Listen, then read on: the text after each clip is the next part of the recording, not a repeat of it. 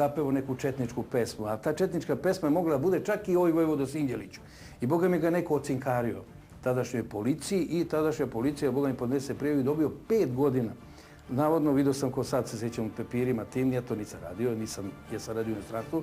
U tim papirima je stajalo da je Čedo Janjić 5 godina stradao ili je pevao četničke pesme. Kad su u pitanju ustaška emigracija, bili smo jako nemilosrdni, tako da smo osuđivali rodbinu, vršili pritisak. To vam je kao što sada, recimo, rade prema porodici Mladića, Karadžića i drugih haških optuženika. Ništa niko novo nije, znate, izmislio kada se radi o tajnim službama. I dan danas ja imam utisak, pratim to što se događa i ono što je interesantno, recimo, za vašu televiziju, da iskreno vam kažem, ja imam divnu sada prepisku sa ustaškim teroristima koji su se vratili u zemlju.